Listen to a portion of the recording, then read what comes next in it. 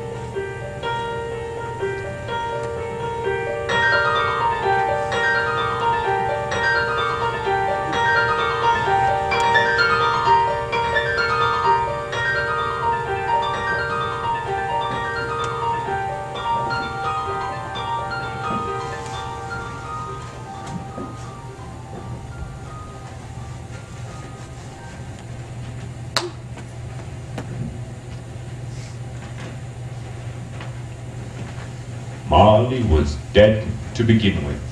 Dead as a doornail. There is no doubt whatever about that. The register of his burial was signed by the clergyman, the clerk, the undertaker, and the chief mourner. Scrooge signed it, and Scrooge's name was good upon change for anything he chose to put his hand to. Scrooge and Marley were partners for many years.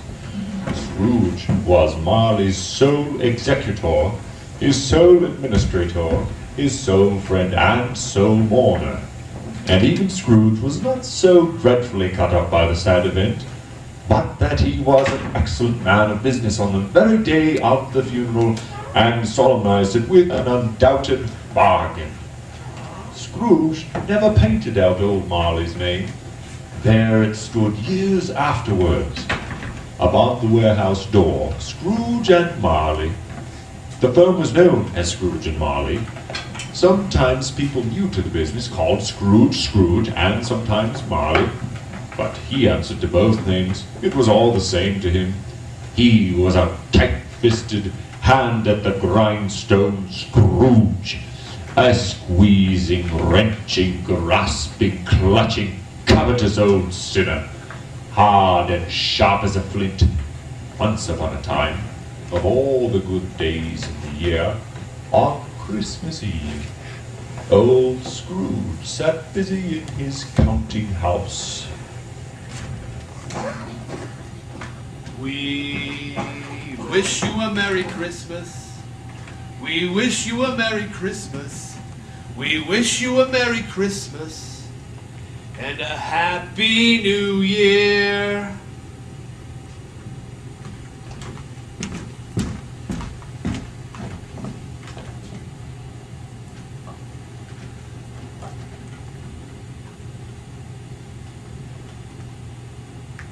Merry Christmas, Uncle. God save you. Humbug. Christmas a humbug, Uncle? Surely you don't mean that. I do. Merry Christmas indeed, nephew. What right or reason have you to be merry, You're poor enough. Well, then what right have you to be dismal? What reason have you to be morose? You're rich enough. Humbug. Don't be cross, Uncle. What else can I be, nephew? I live in a world full of fools, out and about on Merry Christmas. No, I know what Christmas is about. It's about purchasing presents you don't have the money for, finding yourself another year older and not another hour richer. If I could work my will, nephew, every idiot that went about with Merry Christmas on his lips would find himself boiled in his own pudding, and buried with a stake of holly straight through his heart. Uncle! Keep Christmas in your way, nephew, and I shall keep it in mine. Keep it? But you don't keep it. Then let me leave it alone, then. Besides, what good does it do, really? What good has it ever done you? There are many things from which I might have derived good, by which I have not profited. I dare say Christmas among the rest. But I am sure I have always thought of Christmas time as a good time. A kind, forgiving, charitable, pleasant time. A time when both men and women seem to freely open up their shut-up hearts. So though it has never put a scrap of gold or piece of silver in my pocket, I believe that it has done me good, and will do me good. And I say God bless it. Bravo. One more sound from you, my friend, and you'll find yourself keeping Christmas, having lost your situation. And as for you, you're a very powerful speaker. It's a wonder you're not in Parliament. Oh, don't be angry, Uncle. Come dine with us tomorrow. I cannot, nephew. I don't have the time. I have work to do now. Good afternoon. But why? Why? Why did you get married? Because I fell in love. Because you felt... That is the only more ridiculous thing than Merry Christmas. Now, good afternoon, nephew. Nay, Uncle, you never came to see me before that happened. Why give it as a reason for not coming now? Good afternoon. I want nothing from you. I ask nothing of you. Why cannot we be friends? Good afternoon. I am very sorry with all my heart to find you so resolute. But I shall keep my Christmas humor to the last.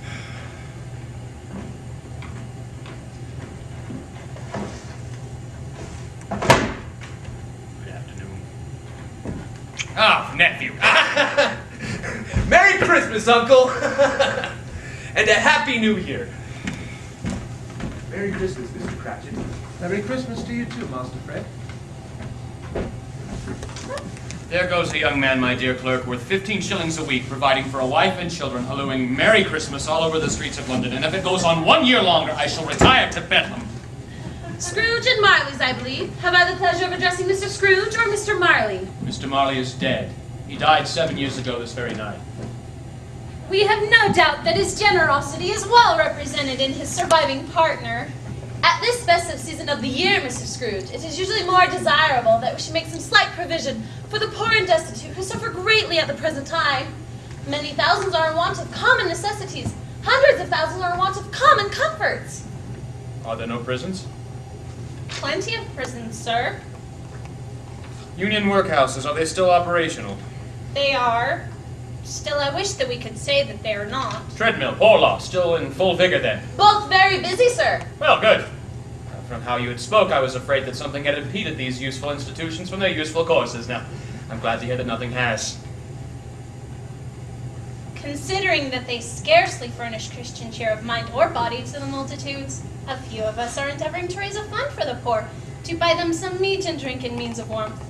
We choose this time because it is a time above all others where want is keenly felt, and abundance rejoices. Now, what shall I put you down for? Put me down for, nothing. You wish to be anonymous? No. I wish to be left alone. For you to leave me alone. You see, you asked me what I wished, and that is my request. I don't make myself merry at Christmas, ladies, and I don't afford to make idle people merry either. I support the institutions we've just discussed, and they cost enough. When one is bad off, one must go there. Many can't go there, and many would rather die.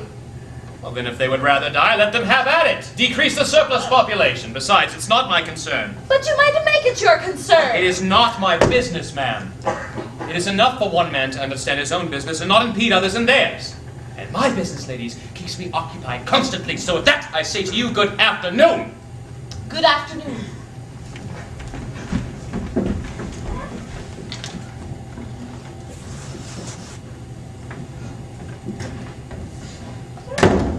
God rest ye merry gentlemen.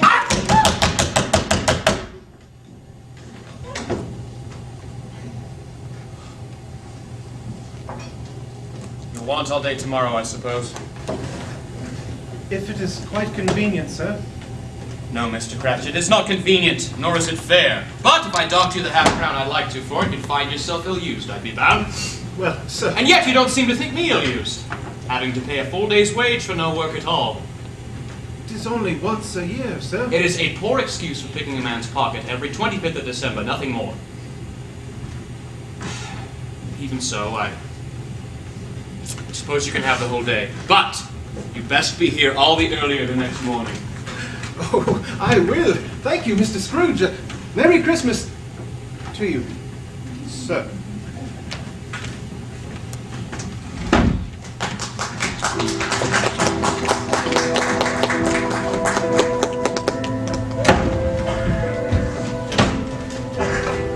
Rest ye merry gentlemen, let nothing you dismay.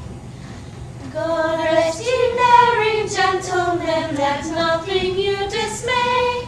Remember Christ our Savior was born on Christmas Day, to save us all from Satan's power when we were gone astray. Oh, tidings of comfort and joy, comfort and joy. Oh, tidings of comfort and joy.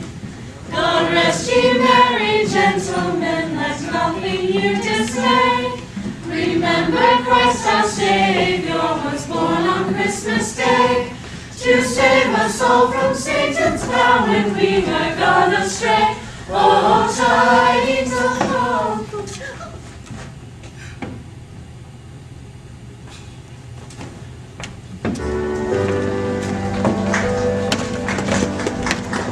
All the newspapers and beguiled the rest of the evening with his banker's book, went home to bed. He lived in chambers which had once belonged to his deceased partner. They were a gloomy suite of rooms. It was old enough and dreary enough, for nobody lived in it but Scrooge. Now it is a fact that there was nothing at all particular about the knocker on the door. It is also a fact that Scrooge had seen it night and morning during his whole residence in that place. Let it also be known that Scrooge had not bestowed one thought on Marley since his last mention of his 7 years dead partner that afternoon. And then, let any man explain to me, if he can, how it happened that Scrooge, having his key in the lock of the door, saw in the knocker, not a knocker, but Marley's face. As Scrooge looked fixedly at this phenomenon, it was a knocker again.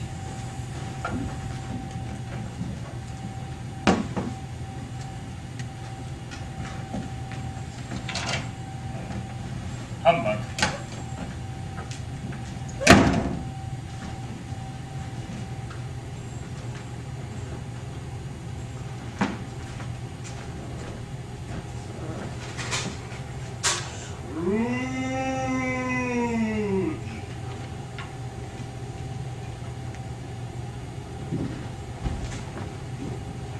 Humbug.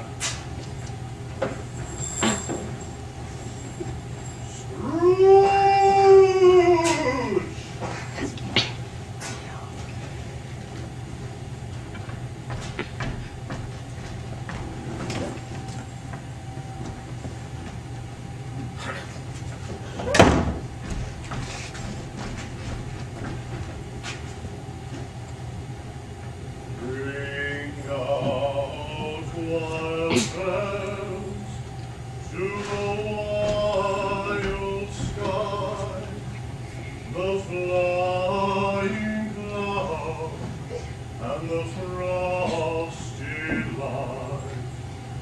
The year is dying in the night.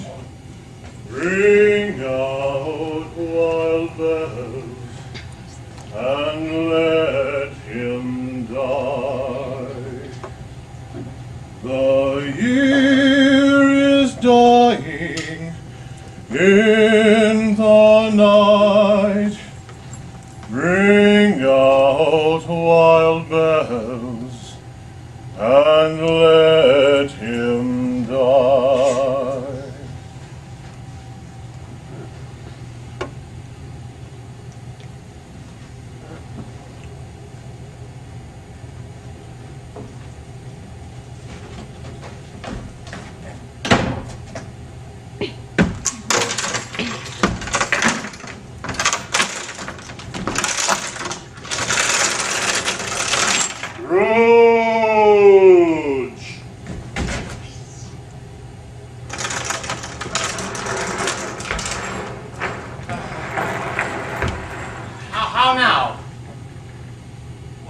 do you want of me? Much. Who are you? Ask me who I was. Rather particular for a ghost, aren't we? All right, sir. Who were you, then? In life, I was your partner, Jacob Marley. No. No. You don't believe in me? I don't. What evidence would you have of my reality beyond that of your senses? I don't know. Why? Why do you doubt your senses? Because little things affect them. A slight disorder of the stomach, for example. For all I know, you could be an undigested bit of beef, blot of mustard, crumble of cheese, an underdone potato. No, there's more gravy than grave about you, my friend. If I were to swallow a toothpick, for example, I would be besieged. Besieged by a legion of goblins and demons. All my own creation for the rest of my days. No, sir, I say humbug.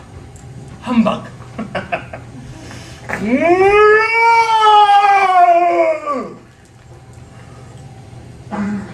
Mercy, dreadful apparition. Why are you haunting me? Man of the worldly mind, do you believe in me or not? I do. And I'm rapidly seeing that I must. But spirits that walk the earth, why do they come to me? It is required of every man that the spirit within him should walk abroad among his fellow men and travel far and wide. And if that spirit goes not forth in this life, it is condemned to do so after death. It is doomed to wander the world and witness what it cannot share, but might have shared on earth and turn to happiness. Spirit, you are fettered. Why? I wear the chain I forged in life. I made it link by link, and yard by yard. I girded it home of my own free will, and of my own free will I wore it. Is its pattern strange to you? Or would you know the weight and length of the strong coil you bear yourself? It was as heavy and as long as this 7 Christmases ago. Ah, but you have labored on it since. It is a ponderous chain. No, Jacob. Please, speak words of comfort to me. I cannot. I have none to give. Nor can I tell you what I would. A very little more time is all that is permitted me. I cannot rest. I cannot stay. I cannot linger anywhere. In life, my spirit never roamed beyond the narrow limits of our money-changing home, and weary journeys lie before me. You're being rather slow about it, aren't you, Jacob? Slow? Well, yes. You've been dead 7 years, man, and you mean to tell me you've been wandering around this whole time? The whole time. No rest, no peace, incessant torture of remorse. Captive bound and double ironed. Not to know that no space of regret can make amends for one's life's opportunity misused. Yet such was I. Oh, such was I. Jacob, but you were a good man of business. Business! Mankind was my business. The common welfare was my business. Mercy, charity, benevolence, oh, they were all my business. The dealings of my trade were but a drop of water in the comprehensive ocean of my business. And at this time of the rolling year, oh, I suffer most. Why? Why did I walk through crowds of my fellow men with my eyes turned down to them and never raise them to help those in need? Jacob, Hear me, friend, for my time is nearly gone. I will. Just please, Jacob, don't be so hard on yourself. How is it that I appear before you in a shape that you can see? I may not tell, for I have sat beside you, invisible, many and many a night. And I am here tonight to warn you that you have yet a chance and a hope of escaping my fate. A chance and a hope of my procuring Ebenezer. You were always a good friend to me, Jacob. You will be haunted by 3 spirits. Well, truth be told, Jacob, I would, well, are these spirits the chance that you've made mention of? They are. Without their visits, you cannot hope to shun the path that I tread. Truth be told, Jacob, I'd really rather not. Expect the first tomorrow, when the bell tolls 1. Couldn't I have them all at once and get it over with? Expect the second on the next night, at the same hour. The third upon the next night, when the last stroke of 12 has ceased to vibrate. Look to see me no more, and look that for your own sake, Ebenezer, you remember what has passed between us.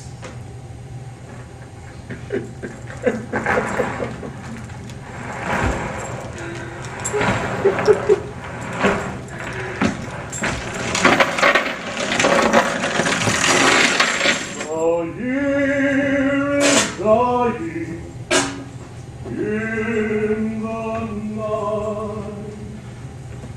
Ring out while bells and let him die.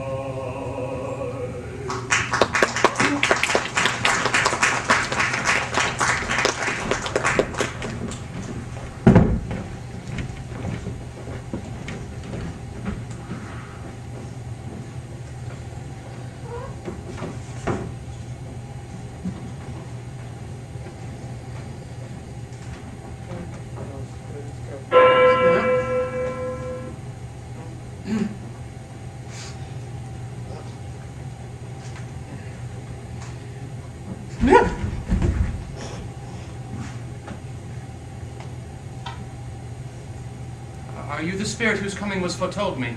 I am. Who and what are you? I am the ghost of Christmas past. Long past? No, your past. What business brings you here, spirit? Your welfare. Well, I'm much obliged, but a good night's sleep in my own bed would suffice. Thank you very much. And Your reclamation, then.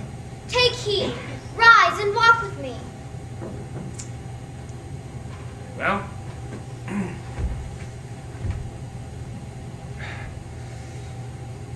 lead me where you will, spirit.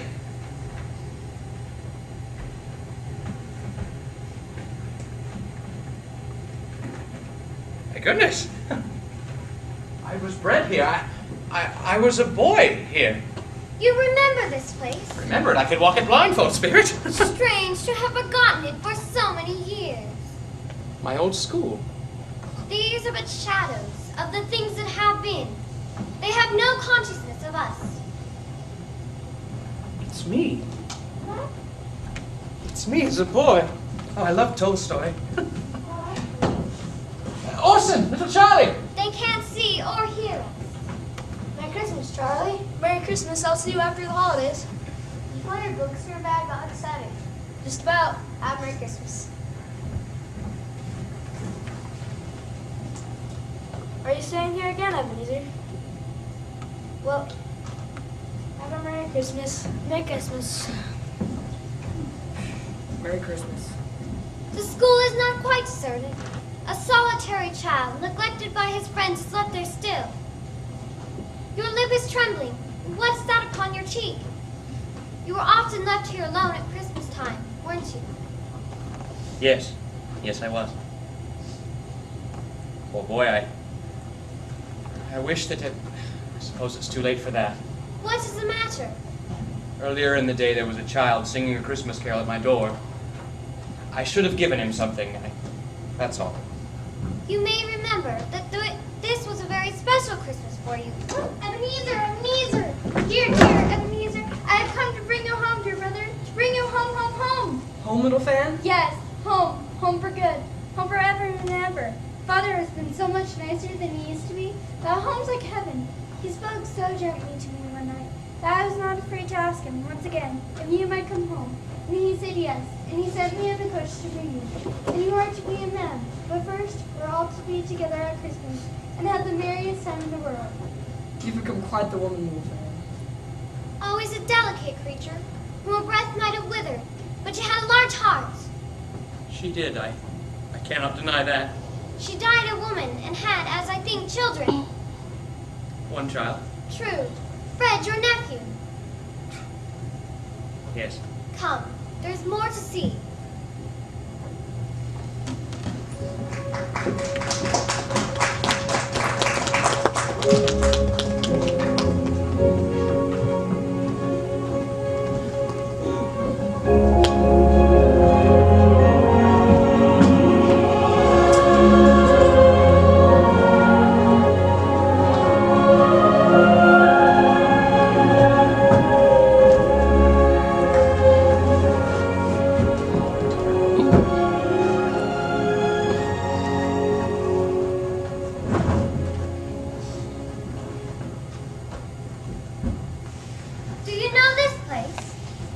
Yes, Spirit. I was apprenticed here. Yes. Oh, there I am again. Dick Wilkins. Oh, Dickie Wilkins and I, we were quite the pair, we were. Fezziwig.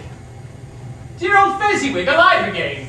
Yo-ho, my boys. No more work tonight. It's Christmas Eve, Ebenezer. It's Christmas Eve, Dick. Let's have those shutters up. It's time for the party again. Hell yo, boys, clear away, clear away. Let's have lots of room here. Ah, my dear, we are ready to begin. Splendid, dear. Girls, let's put the food on the table over there. Music, let's have music.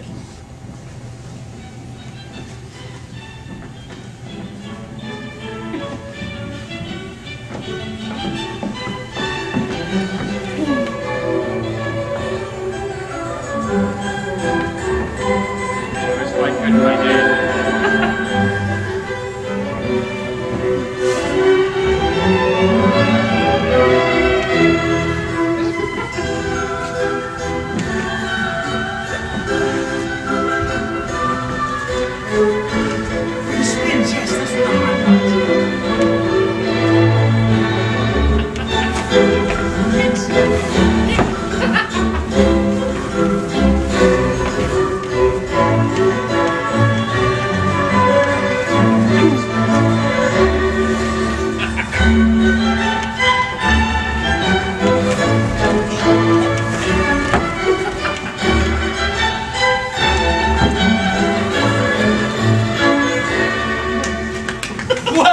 Well done.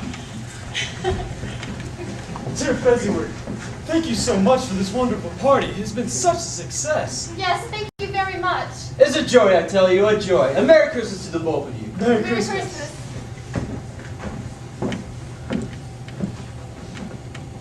A small matter to make these silly folks so full of gratitude. Small. Why, he has spent but a few pounds of your mortal money. 3 or 4, perhaps. Is that so much that he deserves his praise? Spirit, this man here, he had the power to make the people in this room happy or unhappy. To make service a burden or a pleasure. And the tools he used were words and deeds so seemingly insignificant you couldn't even count them up, and yet, the happiness that they granted. They might as well have cost a fortune. What's the matter? Nothing? Something, I think. Oh, yes. I would like to be able to say a few kind words to my own clerk right about now. That's all, though. Behold yourself in love.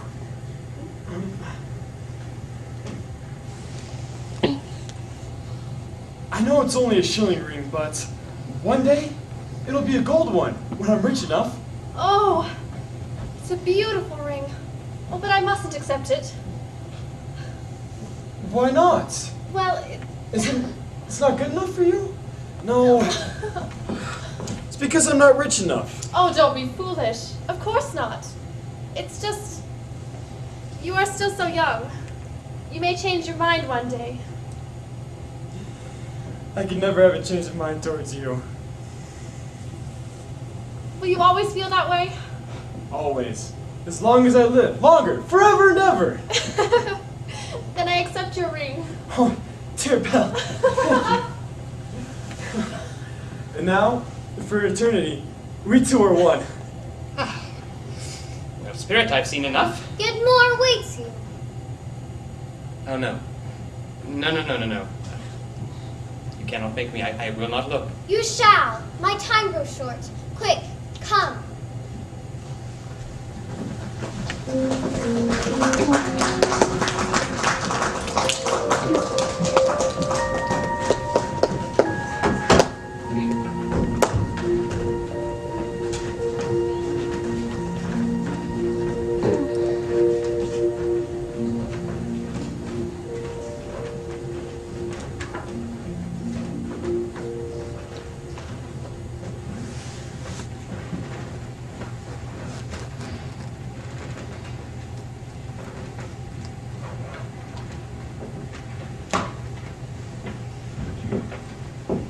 It matters little to you. Very little. Another idol has displaced me. And if it can cheer and comfort you in time to come, as I would have tried to do, I have no just cause to grieve. What idol has displaced you? A golden one. This is the even-handed dealing of the world. There is nothing in which it is so hard as poverty, and nothing it professes to condemn with such severity as the pursuit of wealth. You fear the world too much. All of your other hopes have merged into the hope of being beyond the chance of its sordid approach. I have watched your nobler aspirations fall off, one by one, until the master passion gain engrosses you. Am I not? What then? Even if I have grown so much wiser, what then? I am not changed towards you, am I? Our contract is an old one, Ebenezer. It was made when we were both poor and content to be so. Till in good time we can improve our worldly industry, our worldly fortune by our industry. You are changed. When it was made, you were another man. I was a boy. Your own feelings tells you that you are not what you were. I am. That which promised happiness when we were one in heart is fraught with misery now that we are two. How often and how keenly I have thought of this, I will not say. It is enough that I have thought of it. I can release you. Have I ever sought release? In words? No, never. In what then? In a changed nature, in an altered spirit, in everything that made my love of any worth or value to you. If you had not sought me out as a poor young man, tell me, would you seek me out and try to win me now? You think not? I would gladly think otherwise if I could. But if you were free today, tomorrow, yesterday, can even I believe that you would choose a dowerless girl? You weigh everything by gain. If you are false enough even for a moment to your own guiding principles to do so, do I not know that your repentance and regret would surely follow? I do. And I release you with a full heart, for the love of him you once were. Belle! You may feel some pain in this, Ebenezer.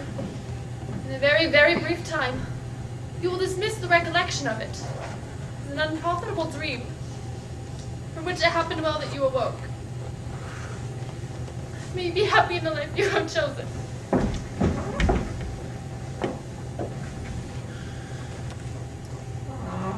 Show me no more, Spirit. One shadow more. No. No more. I cannot stand it. Please. Show me no more.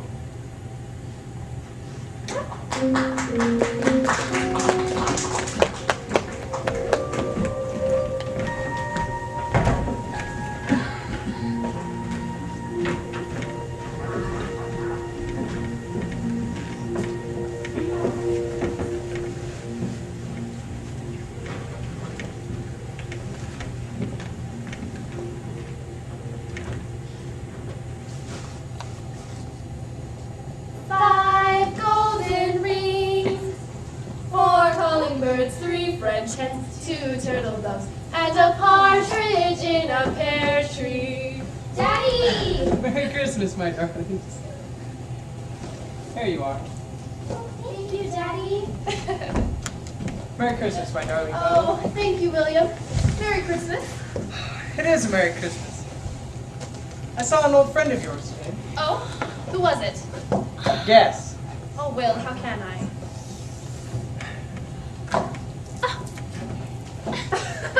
Dad! Mr. Scrooge. Mr. Scrooge it was. I saw him on the street. His business seems to be doing very well. Except when I passed him, he just looked sad. He just walked on without really noticing anyone or anything around him. His partner's at the point of death, I hear. He's all alone in the world, I do believe. I am sorry for him. I can't imagine that he is very happy. I'm sure he has everything in the world he could ever want now. Except for happiness. Mother, look what Daddy got me. Look what Daddy got me. Oh, what lovely presents.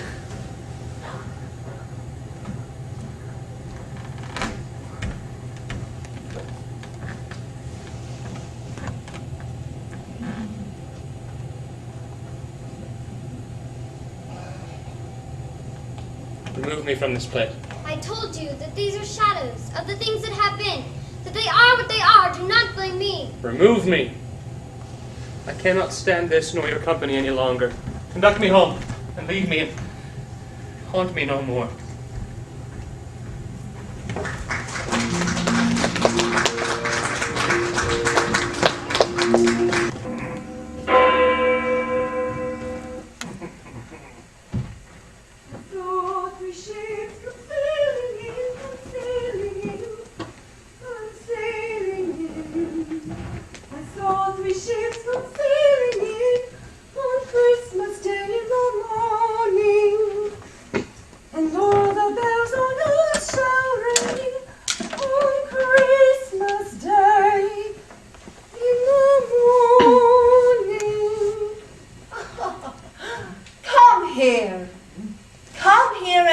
Better, man. Come here. I am the ghost of Christmas present. Look upon me. Have you never seen the like of me before? Never. You have never walked forth with the other members of my family, born in these later years? I'm not sure, Spirit. Have you a large family? There are more than 1,800 members of my family. A tremendous family indeed. Oh, well, Spirit, conduct me where you will. Lessons have been learned thus far, and you have lessons to teach me. Well, let me profit by them, please. Follow me.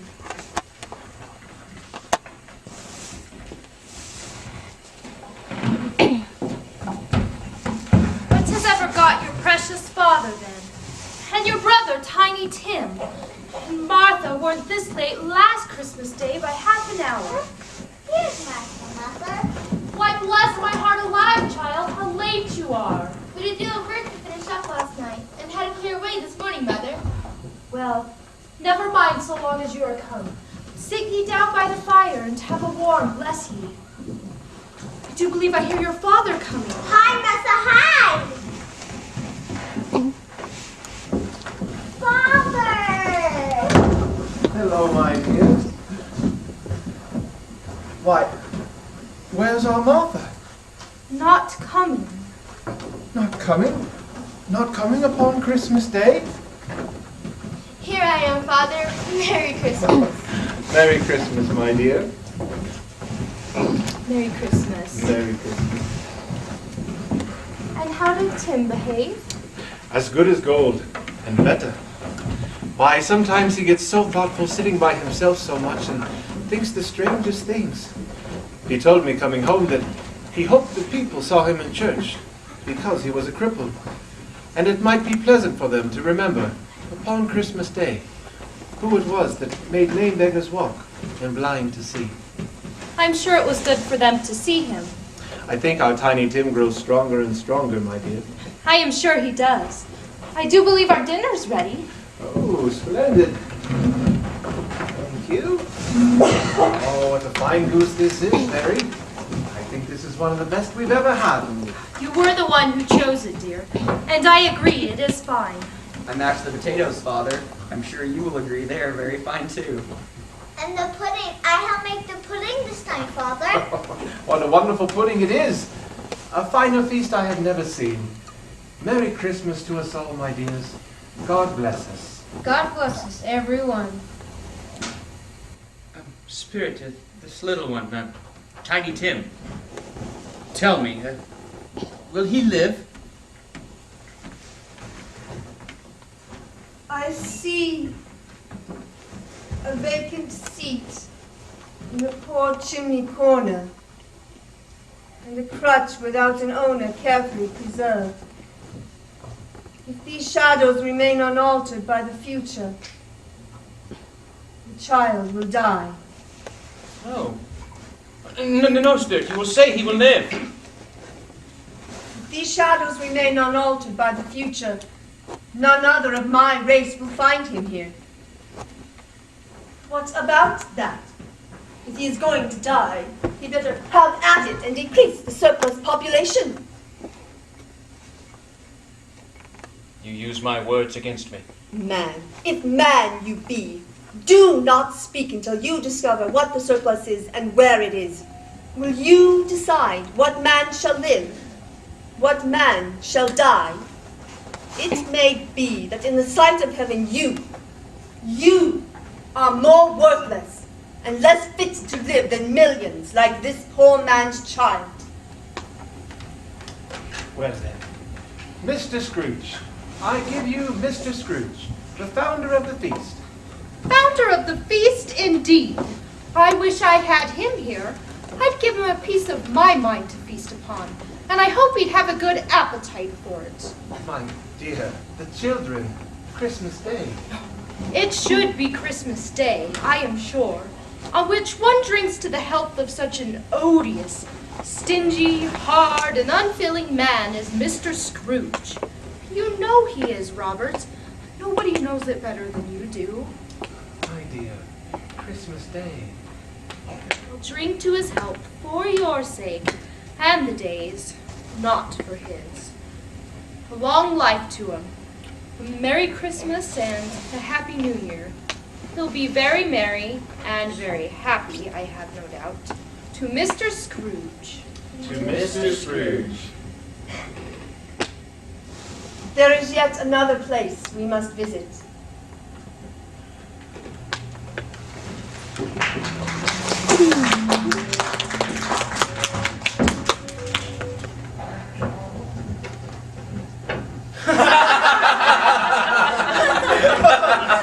He said Christmas was a humbug. As I live, he believed it too.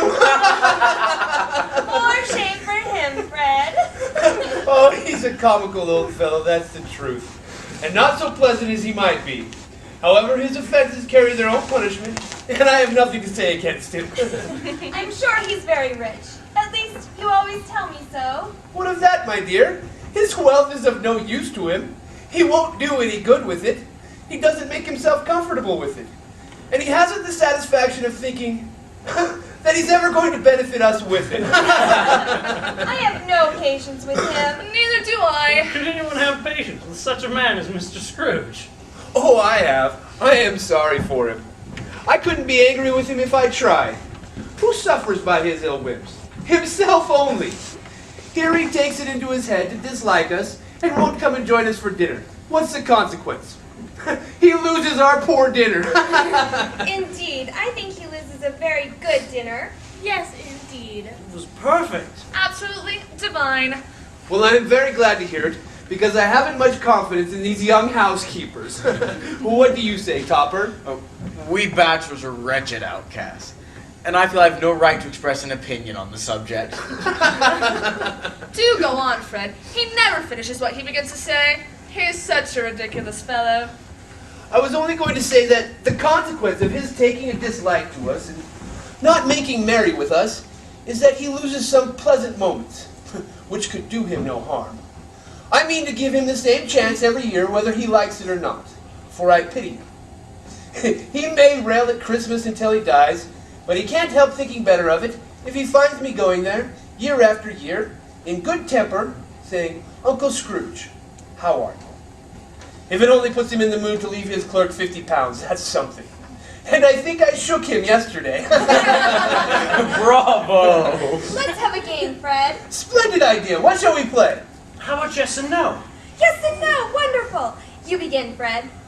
I am thinking of something good. Is it an animal? Yes.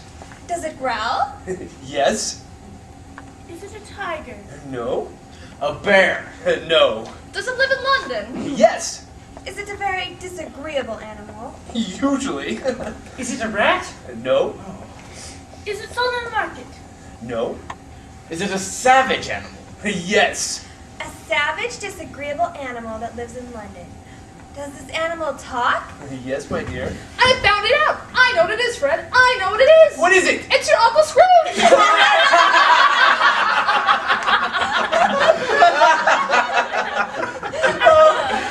has given us plenty of merriment, I am sure.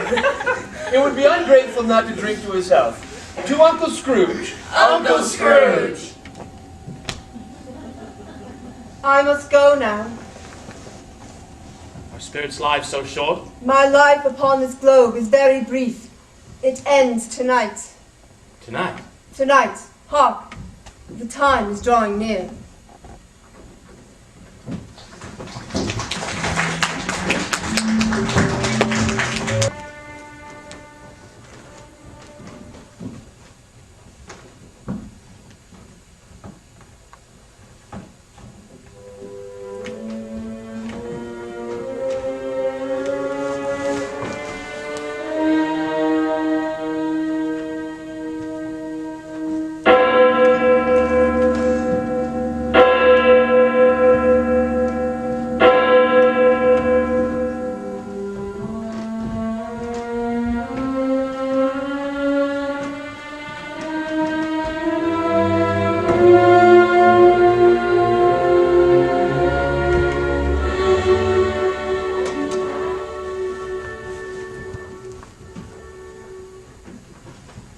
I am in the presence of the ghost of Christmas yet to come, I'd wager.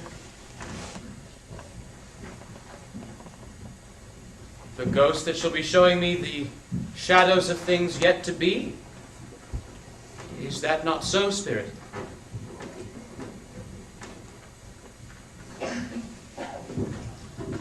I fear you, ghost of the future, more than any specter I have accompanied thus far.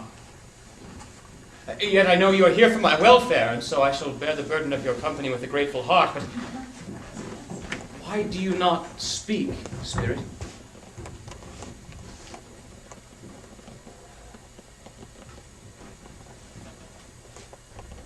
Oh, very well. The night is waning fast, and time is very precious to me. I can feel it, so lead on. Lead on, Spirit.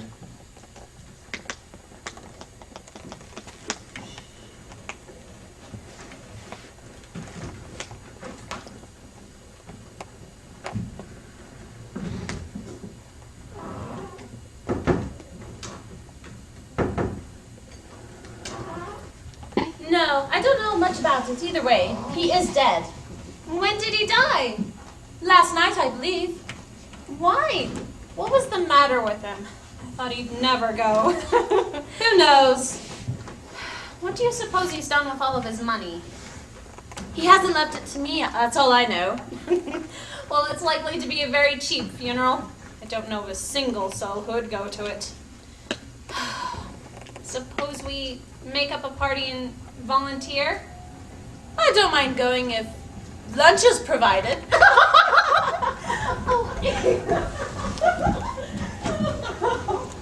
What was the meaning of that conversation, Spirit?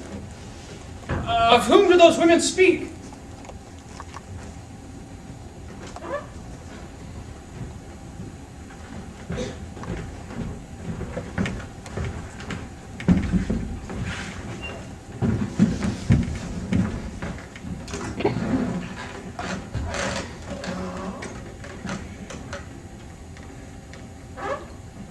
Christmas is coming, the goose is getting fat.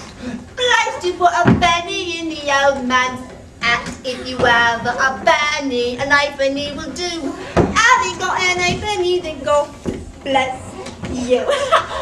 Ow, look here, old Joe. Here's a chance. If we haven't all three met here without meaning it. We couldn't have met in a better place. Oh, what odds then? Every person has a right to take care of themselves. He always did. That's true indeed. No man more so. Why, woman, don't stand there if you're afraid. Who's the wiser? We're not going to pick holes in each other's coats, I suppose. No, indeed. I should hope not. Very well then, that's enough. Who's the worse for a loss of a few things like these? Not a dead man, I suppose? No, indeed. If he'd wanted him after he was dead, wicked old screw, why wasn't he natural in his lifetime? If he had been, he'd have had somebody to look after him when he was struck with death, instead of lying gasping out his last there alone by himself. Ouch! It's the truest word ever spoken. It's a judgment on him. I wish it were a little heavier judgment. It should have been. You may depend upon that if I could have got my hands on anything else. Here you go, old Joe. Open the bundle and let me know the value of it. Me first, woman.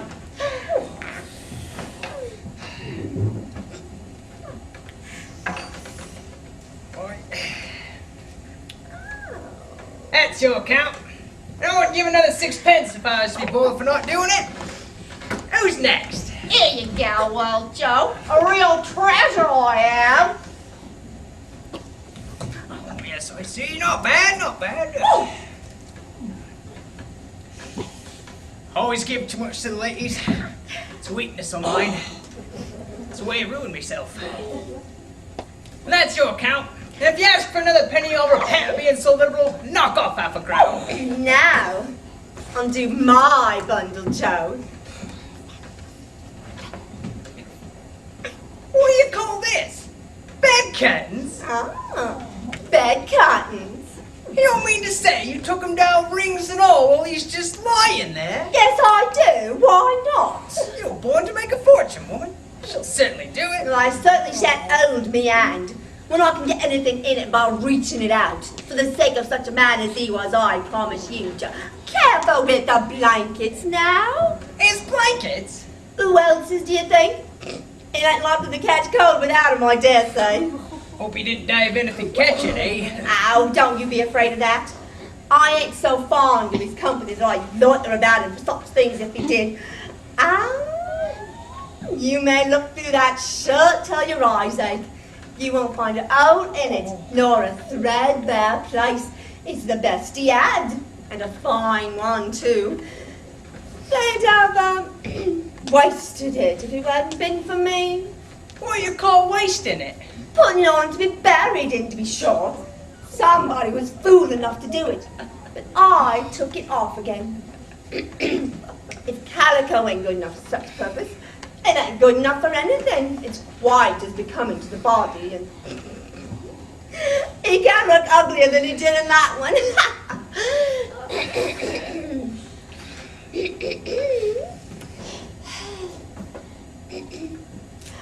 Oh, this is the end of it, you see. He frightened everyone away from him when he was alive, to frighten us when he's dead. Spirit, is there not one person in the whole of London that feels some sort of emotion connected with this man's death? If there is, show them to me, please. I beseech you.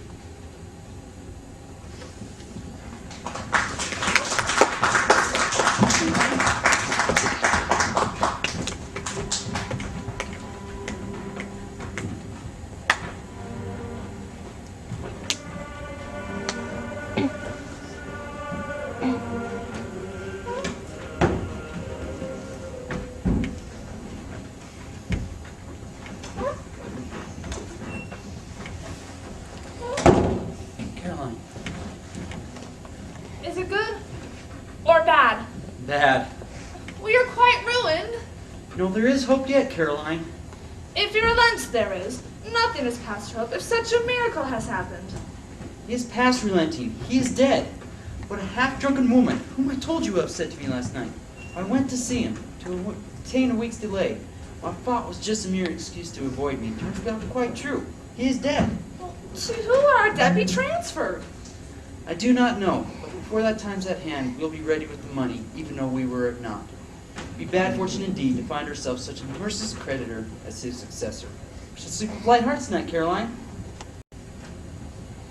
I believe I see, Spirit. The situation of this poor unhappy man might very well be my own. My life leads that way now. But please, Spirit, show me some tenderness connected with this death. If not, I'm afraid that the hopelessness of the situations you've shown me thus far shall forever be present with me.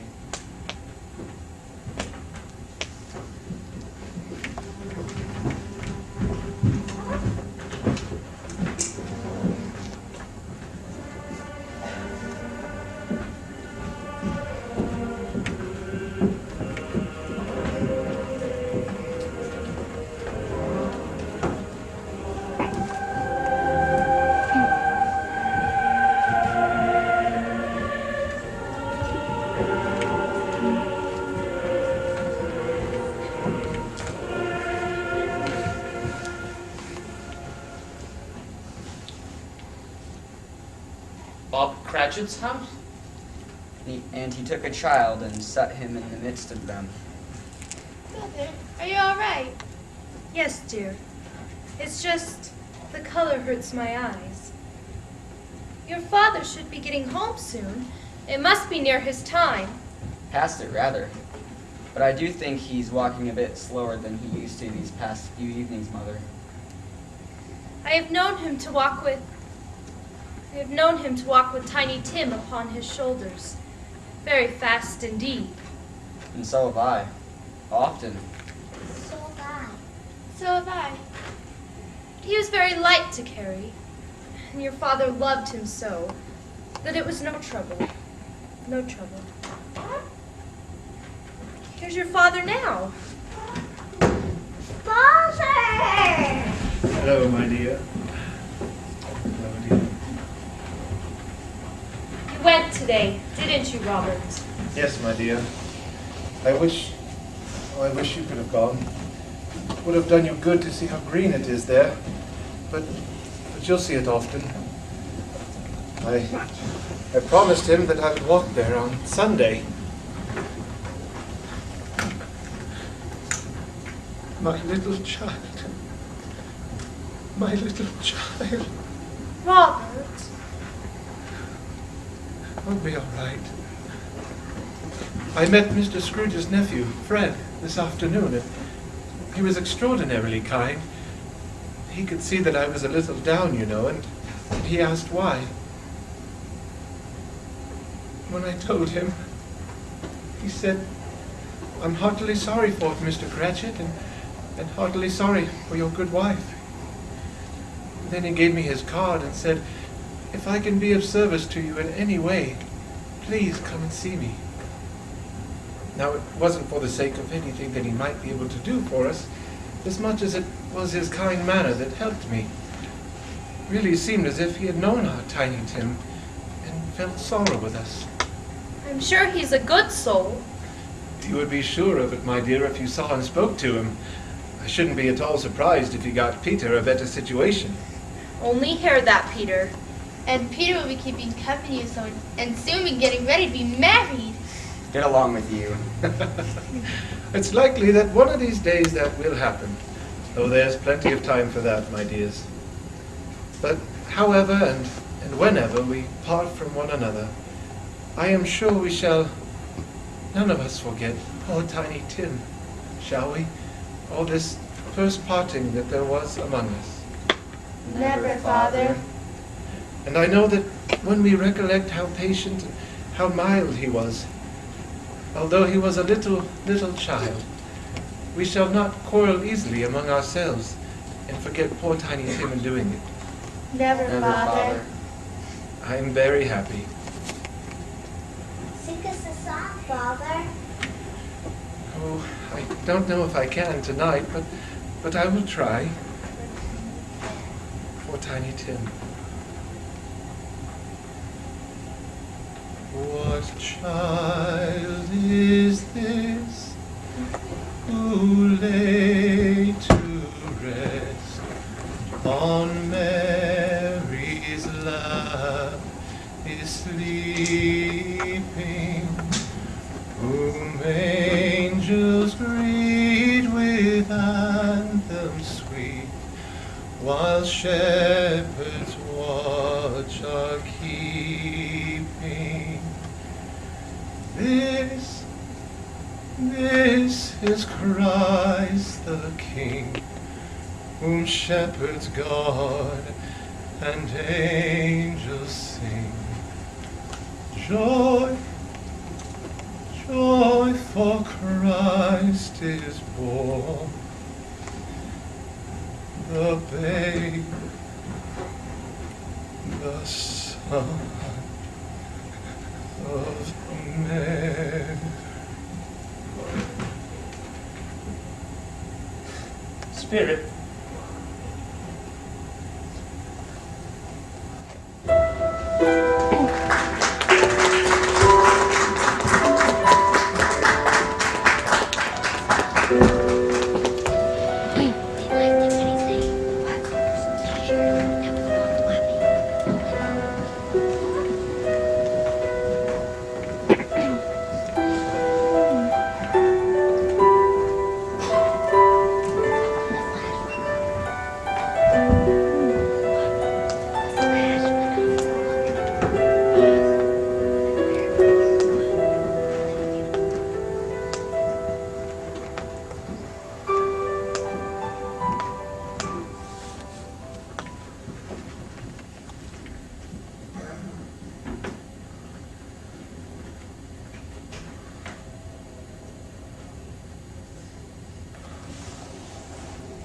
This is a fearful place you have brought me to, Spirit. In leaving it, I shall not leave its lesson behind. Now let us go, please.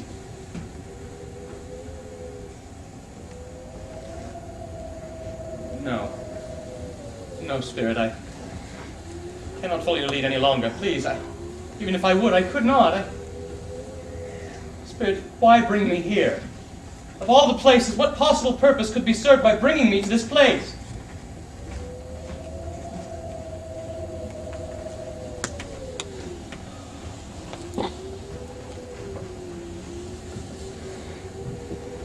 No. Spirit, no.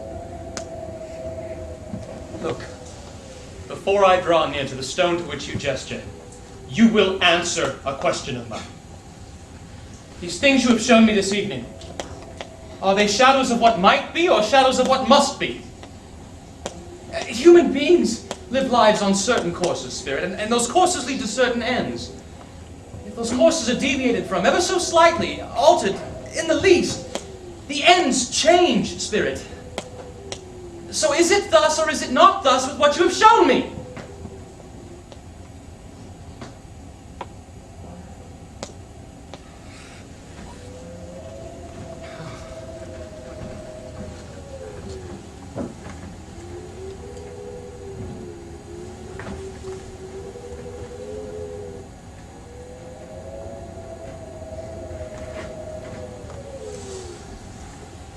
Ebenezer Scrooge? Ebenezer... No. No, Spirit.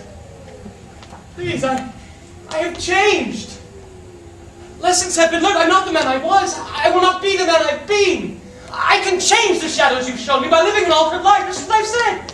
By keeping Christmas in my heart all year long. Living in the past, the present, the future. Keeping the spirits of all three thriving within me, please. Speak! Speak! And tell me that I can sponge away the writing on that stone.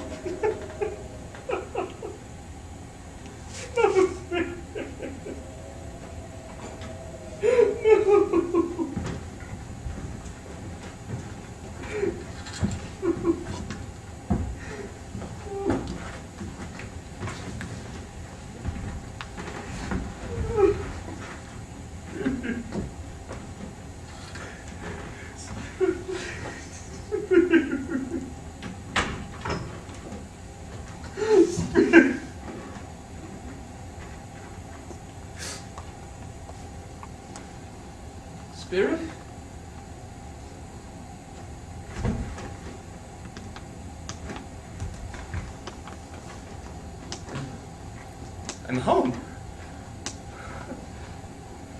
In my room. My bed.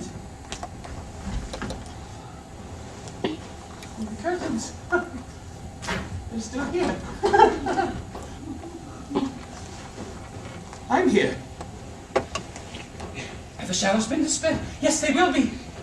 The shadows will be dispelled because I will live in the past, the present, and the future. The spirits of all three shall thrive within me. Heaven be praised. Christmas time and Jacob Marley for this. Oh, I say it on my knees, Jacob.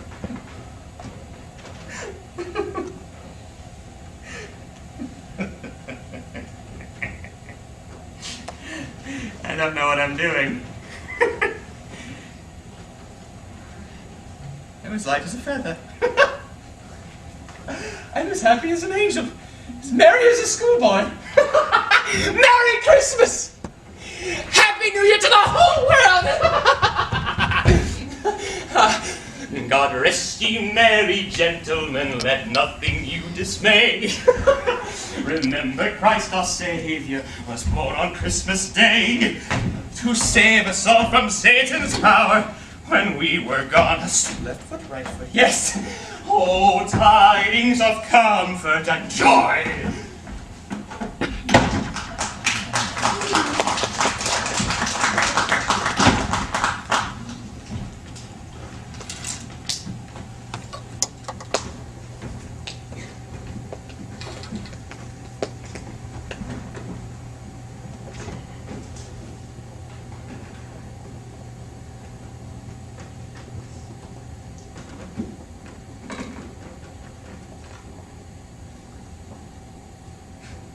Oh, tidings of comfort and joy. Oh, it's so chilly. I'm not wearing any clothes. Well, that's probably why. You've no idea the month it is. How long have I been amongst the spirits? I don't know. I don't know anything. Oh, well, I don't care. Hello, lad! What day is today? Eh? The day. Today. What day is today? Today? Why, Christmas Day! Christmas Day? I haven't missed it. The spirits did it all in one night. Oh, of course they can. That's their thing. Screw it. Hello! Hello! Yes, are you familiar with the Poulterers? One street over, but one on the corner. I should hope I did. Oh, good! An intelligent lad. Yes. Do you know if they've sold that gargantuan prize-winning turkey they fling in the window every year? The one as big as me? Yes! Delightful lad. That's the one! It's hanging there now. Well, go and buy it. Sir? Oh, no. Here. I'm in earnest. Now go and purchase that turkey, bring it back here along with the poulterer so I can give him directions on where to take it. If you can do that, I'll let you keep that shilling. If you can do it in less than 10 minutes, I'll give you half a crown. Yes, sir! Yes, sir! I shall send it to Bob Cratchit. Yes, oh, to see the look on his face when he sees a turkey twice the size of Tiny Tim. Gobble! Yes. Oh, hello, Theodore! Yes, Mr. Scrooge, I'm informed by tomorrow I'll have your payment. Oh, no. It's about your debt, Theodore, actually, yes. I've forgiven your debt. You owe me nothing. Mr. Scrooge, I don't know what to say. Well, try my favorite phrase. Merry Christmas. Merry Christmas. Yes, that's it, my friend, yes. Merry Christmas. You too, as well. Oh, Merry Christmas. I can get used to this. I like this, yes. Oh. Hello, ladies. Mr. Scrooge? That's my name. And I'm afraid it's probably not a very pleasant one to you. I really must apologize for my actions the other day. Really, and I must give you this. Oh, bless me, Mr. Scrooge. You can't be serious. Oh, no. Take it. And not a farthing less. There are a great many back payments in that purse, I assure you. Mr. Scrooge, we don't know what to say to such generosity. Don't say anything. Just promise me you'll come to me when you have problems and need help. You will come see me, yes? We will. Good. Fantastic. I'm obliged to you both, and God bless you. Oh, Merry Christmas, Mr. Scrooge. Merry Christmas. Merry Christmas. Like this, yes, I do. Fred! Freddie! Gotcha back! Gotcha! Yes, bless my soul! Uncle Scrooge? Yes. Oh, good news, my boy, good news. I should like to dine with you this afternoon, if that's still agreeable. Agreeable? Why, of course it's agreeable. Of course it is. Oh, fantastic! Expect me at 3 o'clock then. Until then, Merry Christmas to you both. Merry Christmas, Uncle Scrooge. Now on to Bob Cratchit. What should I say to him? Oh, there he is. Robert Cratchit. Mr. Scrooge, Merry Christmas to you, sir. Exactly where were you this afternoon? Well, sir, it is Christmas Day. You gave me the day to be with my family. I did that? Why, yes, sir. Mr. Cratchit, I cannot stand for this sort of thing. But please, And sir. therefore, I have no choice but to raise your salary. I had you going, yes I did. You are? Merry Christmas, Bob. A merrier Christmas than this old fool has ever been able to give you before. I'm going to raise your salary, yes. And if you'll permit me, I'd like to assist you with your family. We'll discuss the particulars as soon as possible. Is tomorrow convenient for you? Why, yes, sir. Thank you, Mr. Scrooge. God bless you. God bless you, Mr. Scrooge. God bless you, Daddy Tim, and shall we wander? Oh, Bob, do you like turkey? Turkey? Why, yes, sir. Oh, have I got a surprise for you? Gobble, gobble! Scrooge was better than his word. He did it all and infinitely more. And to Tiny Tim, who did not die, he was a second father. He became as good a friend, as good a master, and as good a man as the good old city knew. And it was always said of him that he knew how to keep Christmas well. If any man alive possessed the knowledge, may that truly be said of us. And so, as Tiny Tim observed, God bless us, everyone.